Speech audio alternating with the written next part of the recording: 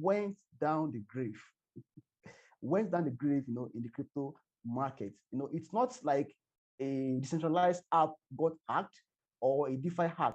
Okay, a CEO of Canadian Exchange, the biggest exchange in Canada, he lost his life, untimely. Okay, let me put it that way. So when that happened, then $250 million went to the grave with him because he is the only one that have full access to the funds, right? Full access to that fund. Now, nobody else in the team or in the management have access to that fund, and it died just like that. Now, the issue here is that on blockchain, there is no how anyone can recover that fund. So that's one of the disadvantages, or let me say the merits of a crypto blockchain. If it was to be in a normal traditional bank, it is possible that they may find means of recovering that funds. But in crypto, it is practically impossible. So this is how the money went into the grave, because there was only a single point of failure. Only a single point of failure. So he's the only one that can send money out of the wallet, and also that can receive money, and validate or confirm any transaction on that wallet. Okay. So when that happened, a lot of people lost their savings in Canada. A lot of people lost their money. So it doesn't seem like an hack, but technically, okay, it is a natural hack. Let me put it that way. It is a natural hack because death is natural. So how do you prevent that? Imagine that you are trading on the crypto platform right now, and you have a bulk of your savings on the platform, and you just woke up one day and discovered that your money is gone. How would that feel? Now I want you to imagine this scenario that you are a trader, you've been trading for the past 4 years of your life.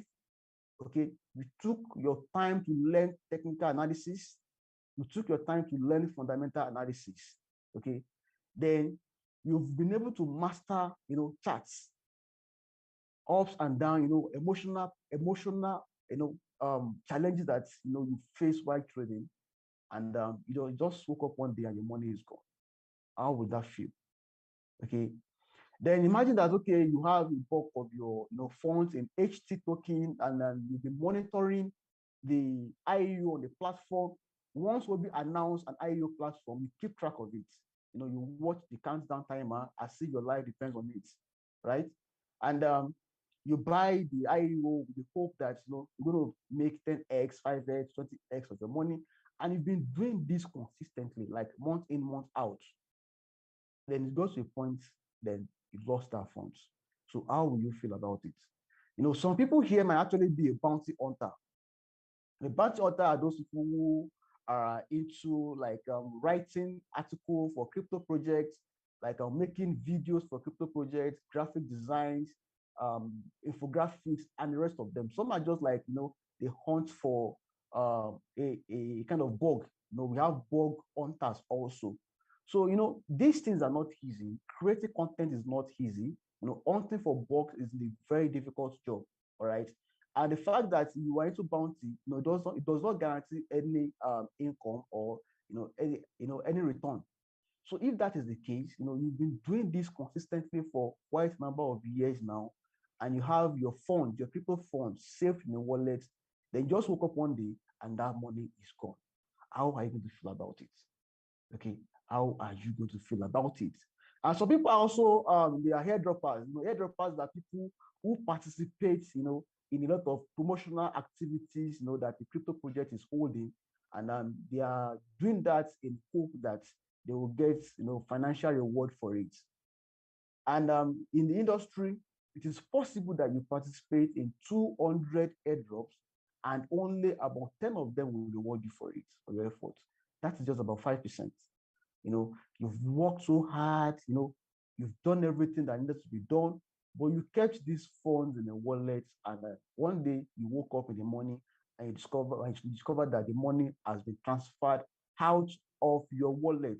How is this going to feel? As in, how does this make you feel? You're going to feel bad. Or it is possible that you are a staff member of a crypto startup, maybe a crypto exchange, or you are working for a DeFi protocol, a DeFi project, or a wallet service provider, and you've worked for like 2-3 years, and your money is paid in crypto, maybe a stable coin or not a coin that is not stable, okay, or the project token. It's possible. Now you woke up one day and that money is it's gone. How does this make you feel? How? You feel like this is the end of the world.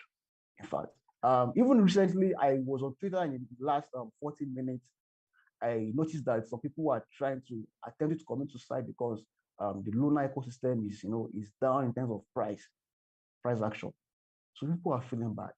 So that is how emotional. That is the kind of emotional attachment that human beings have with money, because almost everything that you do, on a daily basis, require that you spend money in one way or the other. So when you now discover that you're now back to ground zero, you are back to the 0 points. You don't have any money, you don't have anything, then it becomes a big problem.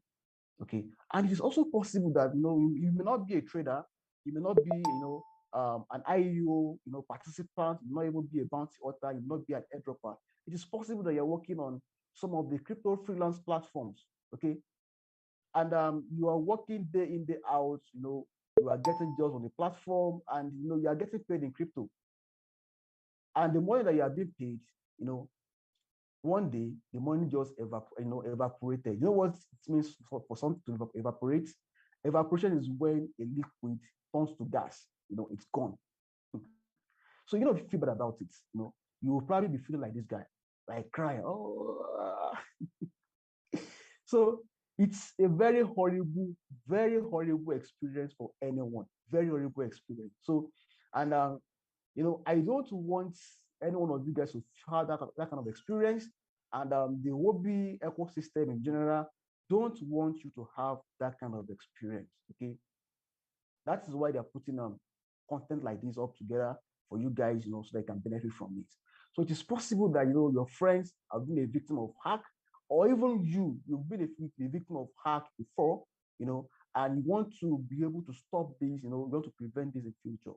So definitely this conversation will go a long way in helping you to achieve this, on a long term, right? So this is exactly how you feel. When your wallet is not carefully protected, when your wallet is not carefully secured, you have to be able to protect your wallet as if your life depends on it. As if your life depends on it. So if it is compromised, then someone at another corner of the world, will just sit down comfortably, like this guy is sitting down right now, then it will hack into what you labored for several months, for several years. I'm a trader for like a couple of years. I know what it means to increase your portfolio by even 50%. Okay, so I understand what it means. So I don't want you to wake up one day and all of these funds, they are gone for good. All right. So how are you going to protect yourself against this? One, you can make use of a cold wallet. Let me explain what a cold wallet is. A cold wallet works in a way that it is an air gap. Okay, so we have two types of wallet in crypto. We have the hot wallet and we have the cold wallet. A hot wallet is probably the wallet that more than 80% of people in crypto are using today. Okay, the exchange wallet is a hot wallet because it allows you to have an instant transaction, instant withdrawal, because an average human does not want to wait for an hour to receive their funds, in their wallet when they're using an exchange. So most exchanges use a hot wallet in combination with an air gap wallet. Air gap wallet is also the same thing as cold wallet. So people call it hardware wallet, okay? Because a hardware is involved, something like a USB is involved. So you bring your funds, like you remove your funds out of the internet, okay? If your fund is not online all the time, then it is really hard. It is really not possible for this guy to hack you remotely. It is possible. It is not possible that he will just sit down at one corner of the world and he will hack directly into your system. So that is why you have to consider the use of cold wallets. Okay. And cold wallets, some people, it might not really be affordable to some people, Cold wallet is about, I think the range is about $150 to like more at most $450. That's the range. So there are different makers of cold wallets in the market today, but the leading ones among them, they are the Ledger Nano wallets and the Treasure wallets. So we have several other cold wallets out there also. So you want to consider, using these wallets to keep your funds secured, okay, to secure your wallet. Let me give an instance now. You have a bank account, and one day someone just hacked into your bank account and removed your funds. Okay, so in that case, it is possible that you sue the bank. That why did this happen and all that.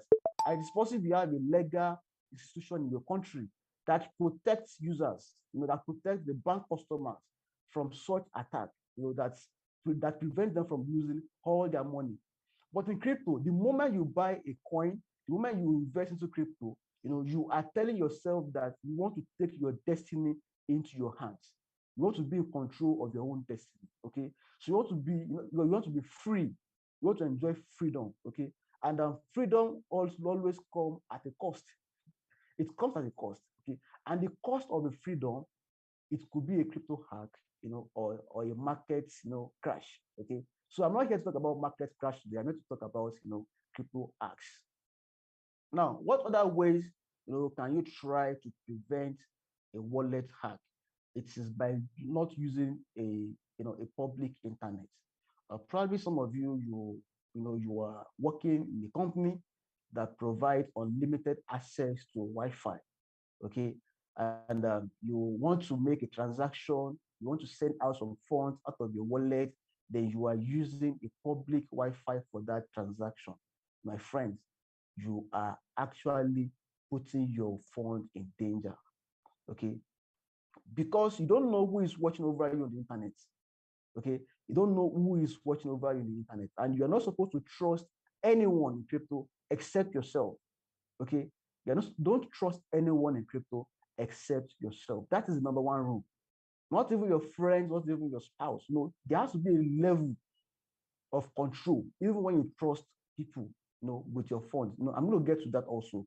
So make sure that when you are on a public Wi-Fi, never use, whether you are using MetaMask or you are using a trust wallet, under no condition ever should you try, to make a transaction with your wallet, whether you are using a nano wallet, a cold wallet, or a hot wallet. Don't ever try it on a public Wi-Fi.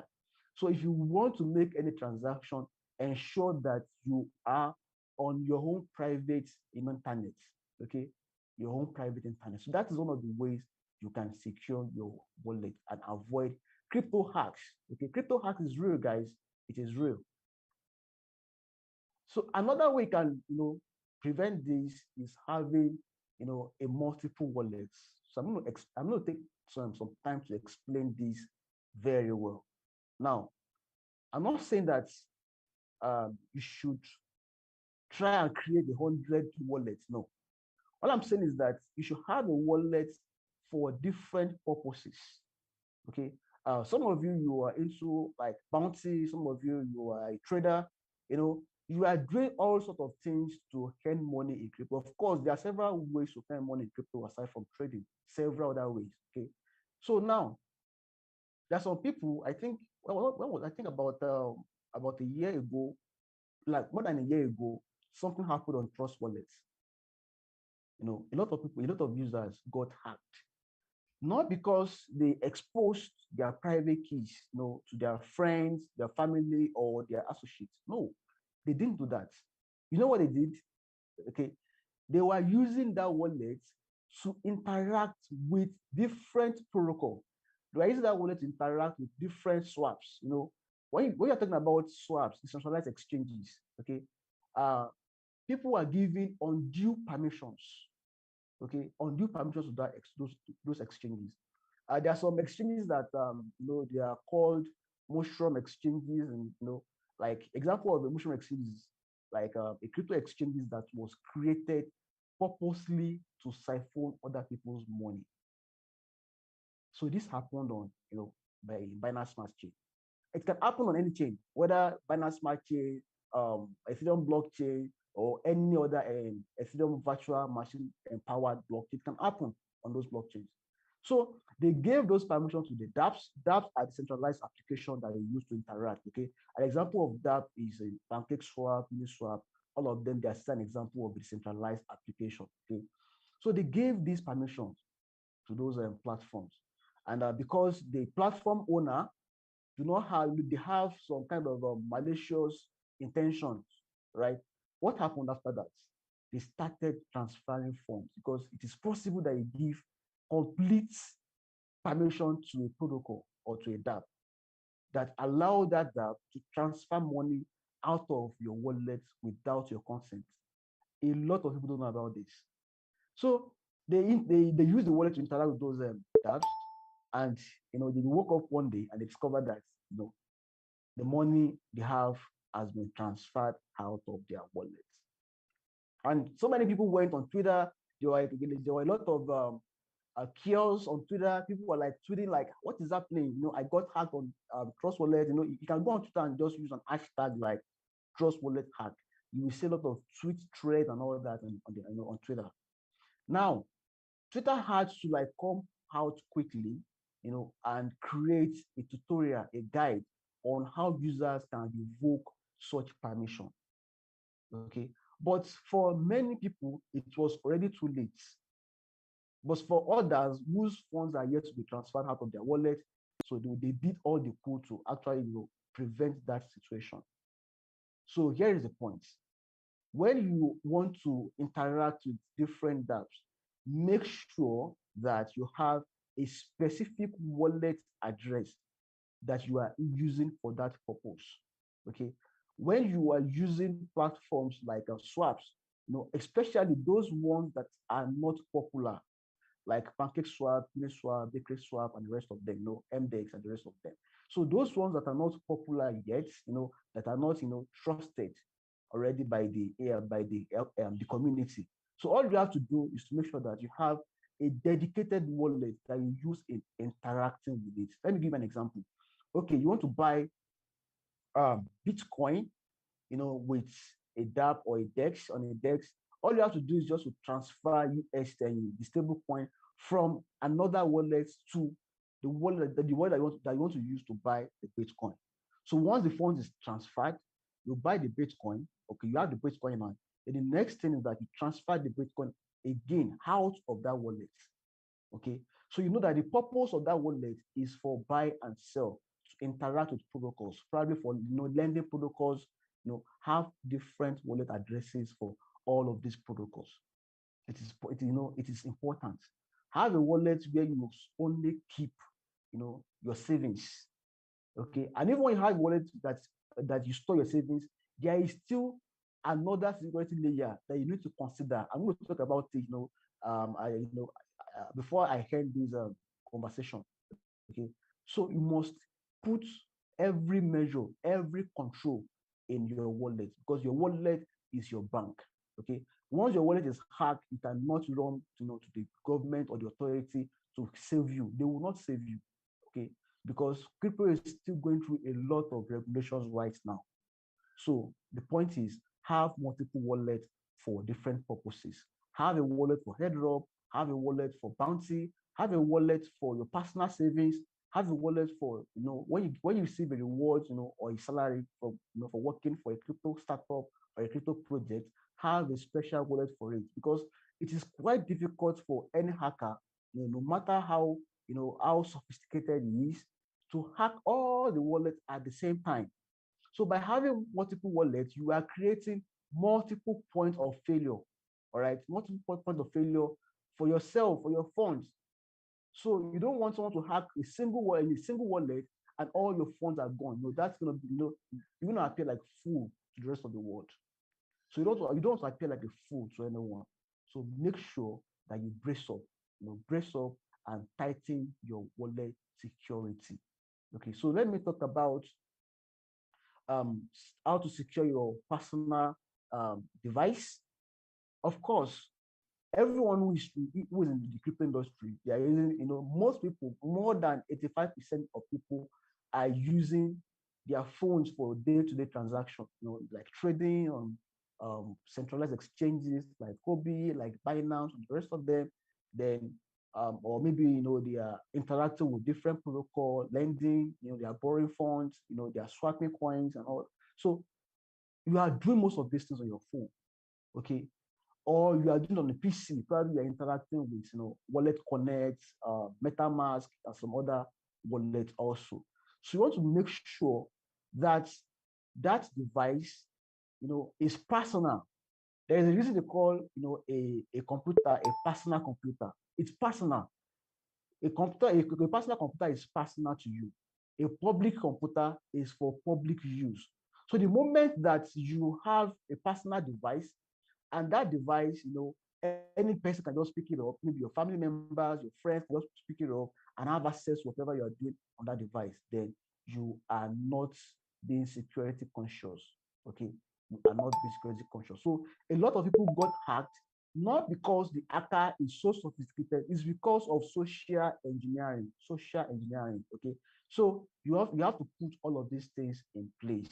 Make sure that your wallet is your device is really secured. Most devices now come with the biometric verification, like you have to use your thumbprint to unlock apps, on the phone. Some PCs now have a biometric that you have to use your thumbprint also to open it up and all that. So you want to try as much as possible to increase the security point. Use a password that is very difficult for anyone to guess. So I strongly recommend this. Use every security means your arsenal. Deploy it and make sure that your phones are safe. Okay, they are safe all the time. So make sure that you don't leave your devices for your friends to have access to unnecessarily. Or if you know that you have family members, a lot of them around you, friends and all that, it makes sense that you have an extra device. You want to chat online, you want to visit different websites, then you have another device only for your crypto day-to-day transaction. Okay, where you have your trading app, where you have your wallet app, like MetaMask app, like Trust Wallet app, and all the other wallet app that you are using. So that is really important. Okay, make sure that you secure your personal devices as if your life depends on it. This is important. Okay, so let me move to the next point here. Change your device regularly, guys. Change your device. So change your password regularly, in the sense that you want to make sure that your password is changed as often as you change your toothbrush. Okay. Some of you are a medical practitioner, or you have a background in medicine. The doctors, the dentists will recommend that you change your brush, at least once in 2 or 3 months. So if you are changing your toothbrush, it is a reminder that you must change your password. Okay, and make sure that you don't use the same password for all the exchanges. I find this very funny.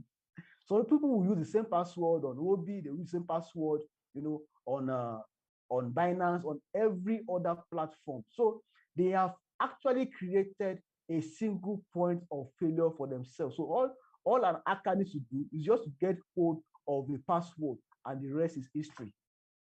Okay, the rest is history. So you don't want this to happen to you guys at all. You want to make sure that you create different password, like secured password. You use alphanumeric password that is difficult for anyone to guess. So when you use this password, use different password on different platforms that are entirely different. Entirely different. Okay. Ensure that you do this regularly, like at least twice in 3 months or once in 2 months. That's okay. That's okay. Yeah, this is avoid phishing websites. Avoid visiting the phishing websites. What is a phishing website? As you can see from the screen here, you are seeing something like Huobi, huobi.com, which is the right URL.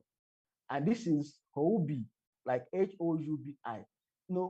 When you are rushing to, like, you want to quickly do something on a particular exchange, excuse me, guys, you want to do something on a particular exchange, then it's difficult to, to observe the difference between these two URLs.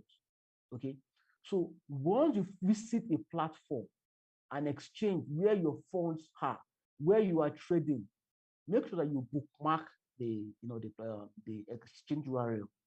You bookmark it. So in a case where you forgot to bookmark the URL, or you've not really bookmarked the URL, the best thing you can do is to go through the CoinMarketCap or CoinGecko. Okay, go to the CoinMarketCap or CoinGecko, because there is like, I think like 90%, chance that the URL on those platforms, they are the genuine ones. So don't just type anything on that. Don't just type URL on your mobile devices every time you want to visit an exchange. It is wrong. So you either bookmark it, and if you've forgotten to bookmark it, you should try as much as possible to go through platforms like coinmarketcap.com or coingecko.com. Okay, so never visit a phishing website. Phishing website, there are websites that are specifically created to harvest your information, to harvest your data. They are created to hack into your system. Okay, they look almost like a replica of the real platform, of the real exchange. So they are only waiting. They've created a kind of baskets. They are only waiting for you to try and log in with your username and password. Once you do that, it is recorded, on their own server, and they use the same detail to get into you, to hack you. Okay, so when you make sure that you're not visiting a phishing website, make sure that you have a 2FA, on your device. That's also important. Okay, have a 2FA, because a 2FA is giving you another protection layer, another security layer on your wallet. Okay, your wallet, in fact, I think I should be defining this wallet as bank, as a personal bank, because you are a private banker. Once you have a crypto, you have a wallet, you automatically become a private banker. You are your own banker. Okay, so you must protect your funds as much as possible. Okay, now let's get to the concept of having a multi-sig wallet. The question now is, what is a multi-sig wallet? I know that quite a number of you are aware that people can have an account, a corporate account, or a current account in the bank that have a multi-signatory. A multi-signatory account is an account that that several parties need to sign the transaction before the bank can approve it. So, like for instance, now you have like an account where there are 3 signatories, and any 2 of the signatories can sign a check or can sign any bank document, and that becomes a valid transaction. Okay, so many people don't know up to now that the same thing is possible. You can even do more, like just like you are giving a bank instruction, so you can give an instruction on your wallet. Okay, that is another security layer. Now people will be like, okay, I know it is only me. I have no other corporate entity. There is no other third party. You can even create a multi-sig wallet for yourself. Okay, let me give an example now. You have like 5 other wallets that needs to approve a transaction that is carried out on this particular wallet. Let me say wallet A. For a transaction to be confirmed on blockchain, then 5 other wallets need to acknowledge it. They need to approve it. Otherwise, the transaction will not be approved. It will not be approved. So now, when you have that kind of security layer, it helps a lot. So it means that for an hacker to hack into your wallet, he must have access to all the private keys. Okay, all the private keys that need to sign that transaction before the funds be moved. Otherwise, when an hacker only is only able to get hold of one private key and tries to move funds out of it, we'll discover that there is still there is a need to have like 5 more confirmation. Okay, and you can just wake up and reject all the transactions. Once you reject it, the transaction will bounce back. It goes back into your wallet. So you have to consider this thing. So, but I'm not going to be telling you about multi-sig. I'm going to be walking you a process on how to create it for yourself. Okay, it must not only be for yourself. You can create a multi-sig for for your team, maybe you are working on a crypto project and you have a fund that belongs to the project that you also be using for development, you can have a multi-sig wallet for it. Okay. You can have, maybe you have a family fund, you have a family fund in stablecoin or a family fund in Bitcoin, in HT, and some other cryptocurrencies. Then you can create a multi-sig for it, to make it trustless, and allow others to have opportunity to sign or disapprove the transaction on that wallet. Okay, so this will help you a lot, a lot. So you may have a business like a crypto startup, you can also do the same thing for it. So this is how it works. So this is a wallet right here. As you can see, we have other keys. This is all these keys, they are representing a private key. So this is a key, another one, then another one here. So you can just give an instruction that any two of these keys can sign the transaction. Don't worry, guys, I'm going to walk you through how it works. So you can give an instruction like a bank order, but in this case, it's not a bank, you are interacting with a wallet.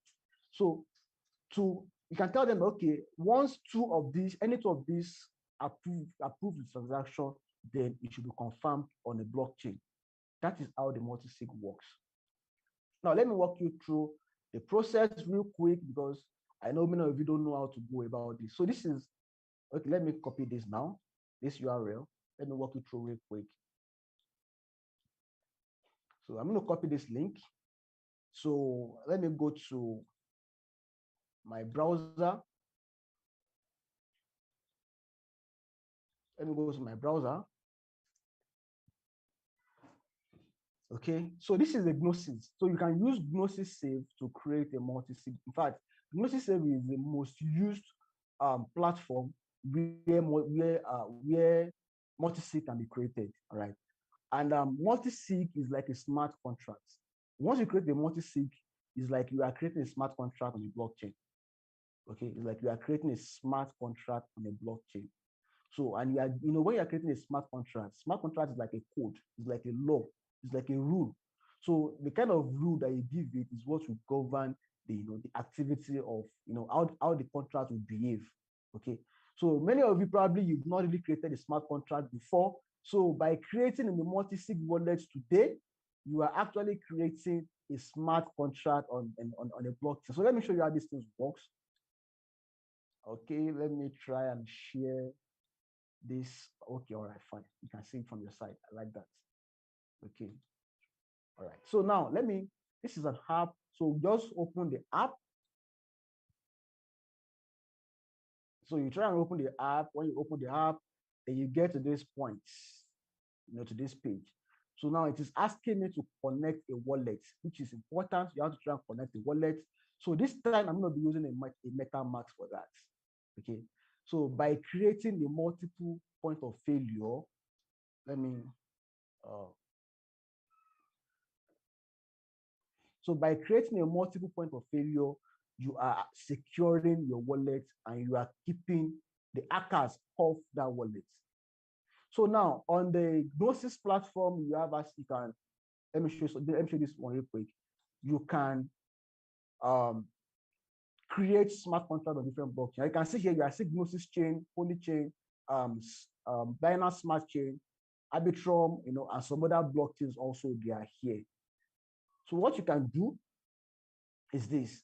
When you create a smart contract on Binance with a particular Ethereum wallet, okay, let me say I created a smart contract with this wallet now, okay, the smart contract has not been created on Ethereum blockchain.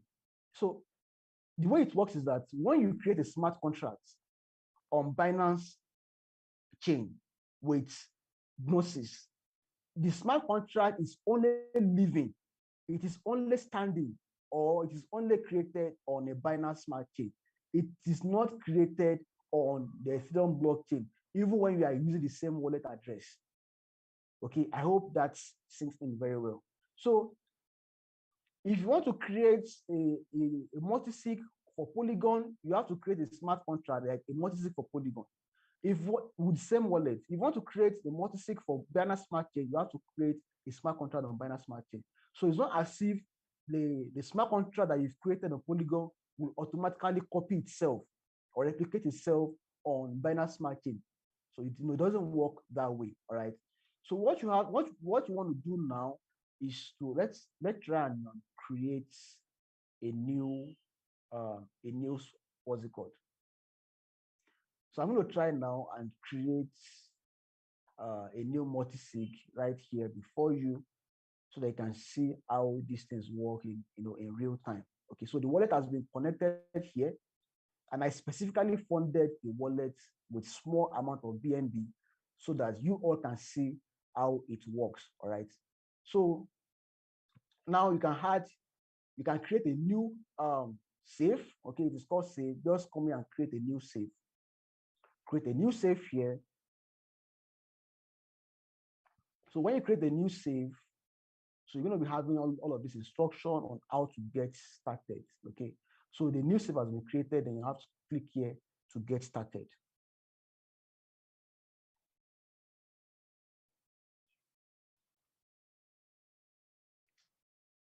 Okay, continue.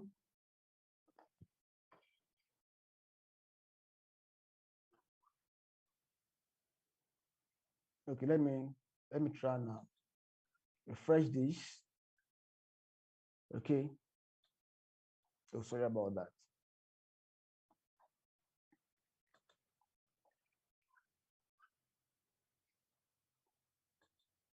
So let me show you how that is done real quick. This is a wallet that I've created a new save.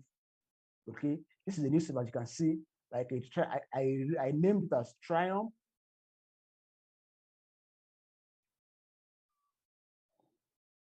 Okay, let me go to my MetaMask and change the wallet to this, probably this. Switch to this account. Okay, I think I have some BNB here that I can use for that transaction. Okay, so you can come here and view. You can come here and view the assets. Check out the transactions. All right. So if you want to create a new save, just come here. Like I said earlier on, you can load existing save or create a new one. So let me try and create a new save. Continue. So when I click on continue, then you want to try and name it. Let me say for the sake of this conversation, let me say like Huobi for Huobi live chats. Okay, for Huobi live chats. So the next I'm going to do, I'm going to say, okay, continue. So when I continue that, then it is asking that, do I want to add other owner? Can you see it? Add other owner. Okay.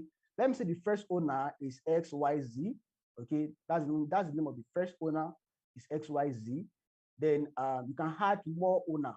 You can add as many owner as you want. You can add up like 1,000 wallet addresses as you want. But I'm not going to advise that.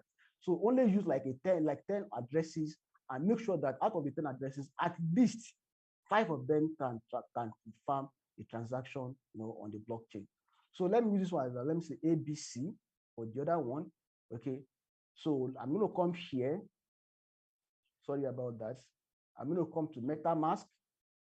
So by going to MetaMask, I'm creating this is going to be like the parent address that is being used to create the smart contract on the Binance Smart Chain right now. So I'm going to come here also. Let me make it an expanded view. Okay, expanded view. Okay, so I'm going to come here also, copy this wallet, come back to Gnosis and add it. I'm going to add this wallet now.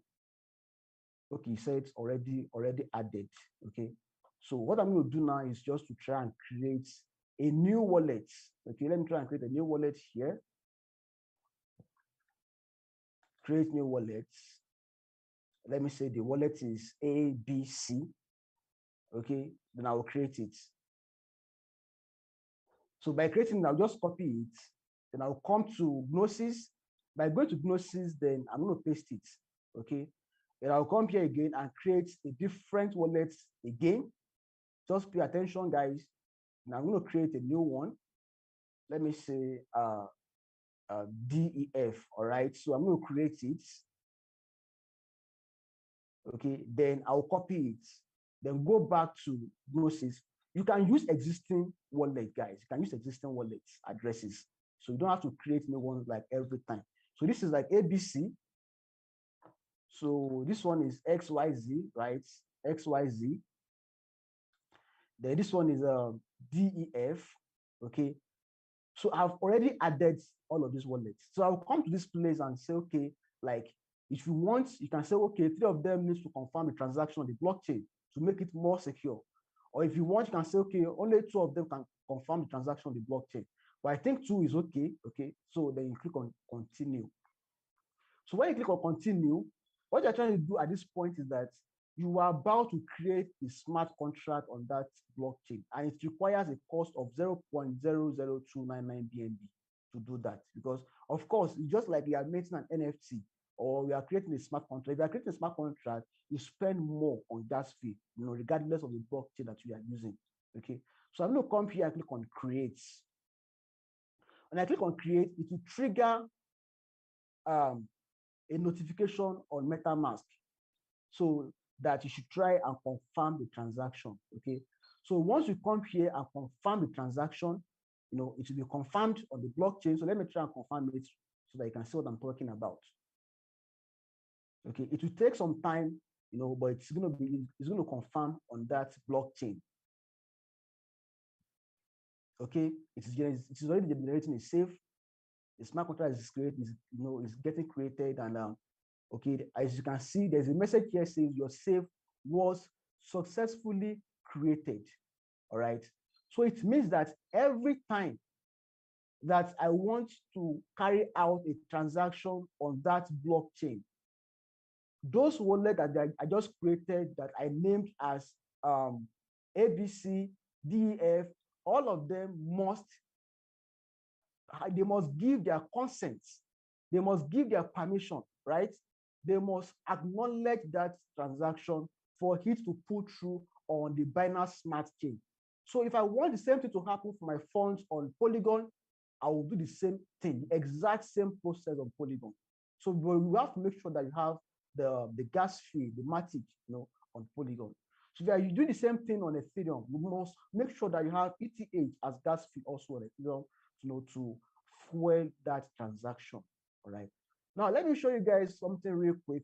The reason why all this should make sense to you, and why everybody should make sure that you have an extra security layer.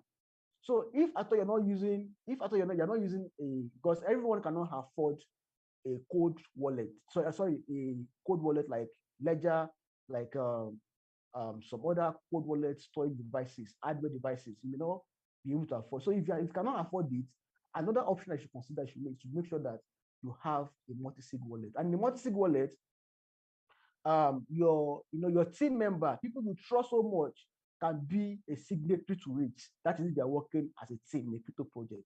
So assuming that the co-founder, so the founder of this exchange is using a Multisig wallet, when he died, other team member can actually sign transaction on that, on the blockchain, and get the funds out of it to a safe destination, to a safe wallet, a safer wallet.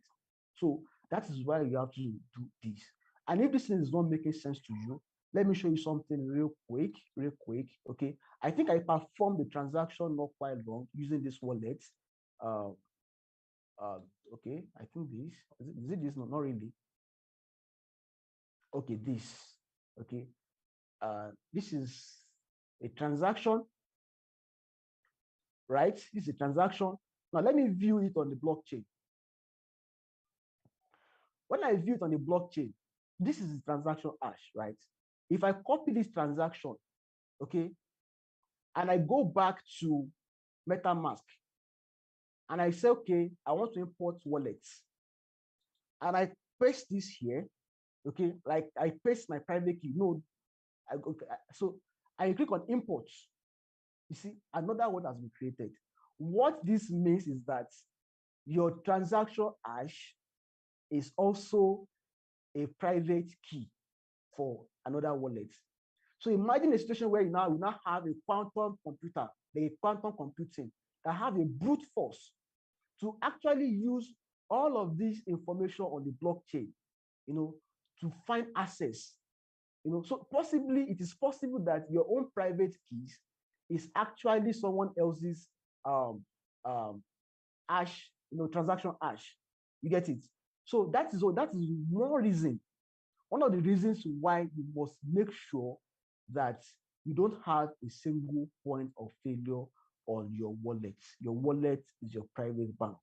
Your wallet is your private vault, and you must secure it with your life. Like I see your life depends on it. Because once the funds are gone, everything begins to crumble. You begin to think about suicide mission, you begin to think about all kinds of bad things, about yourself. You begin to look at yourself as a failure. So don't add the number of people who have already been hacked in the industry. Don't add to that number, please. So that is why we are holding this conversation today. All right, today. So now let me wrap these things up. Okay. In conclusion, this is my conclusion here. What I want you guys to do is to make sure that all of these tips, all of these guides, these steps that I've given to you guys, make sure that you don't focus on only one of them. Okay. All of these security tips, all of these wallet security tips I'm giving to you guys, make sure that you combine different ones together. Okay. It does not make sense to create a single point of failure. Have a multiple, diverse point of failure. That is how you can secure your wallet. So I've talked about multisig. I've talked about not using a public internet, a public Wi-Fi to interact with your wallet. I've talked about having a multiple wallet for different purposes. So just try and combine all of this strategy to make sure that you have a strong if you have a strong wallet already, make sure you have a stronger wallet. If you have a weak wallet, make sure you have a strong wallet. Okay. So that is the essence of the conversation. Okay. So now this is the conclusion part. If you lose your funds in crypto, you have no chance of fighting back ever again. No chance of fighting back ever again. Or even if you have a chance, your chance is very slim, extremely slim. So you should make sure that as much as possible, your funds are safe all the time. Okay, all the time, because you cannot run to the government to help you to recover your funds. Your destiny is right here on your hands. Okay, you have to secure your wallet as much as possible. That is important. So that is it, guys. Again, my name is Ojedi Ayobami Abimbola. I'm a content creator at Crypto Niche. Crypto Niche is a YouTube channel. You can check me out on YouTube. My name is Ojedi Ayobami Abimbola. Same name on Twitter. You can follow me on Twitter for more and more security tips on how to protect your wallet and what you can do to actually make ends meet as far as blockchain and cryptocurrency is concerned. So that is all I have to say for now. Thanks to the Huobi team for having me around today. I appreciate you guys and I appreciate everyone who is present and listening to this conversation right here, in any part of the world. Thanks, guys. I love you guys. Have a great day.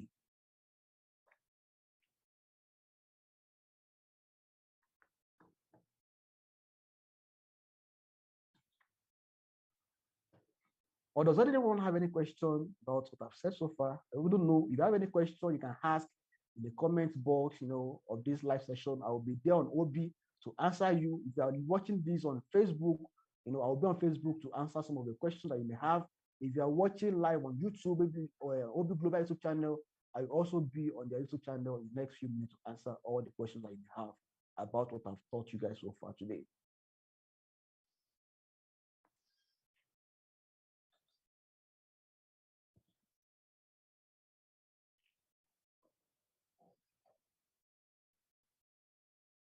Yeah, that's it.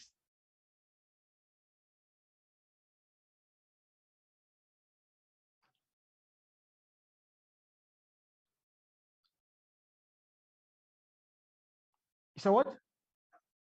Okay, okay, like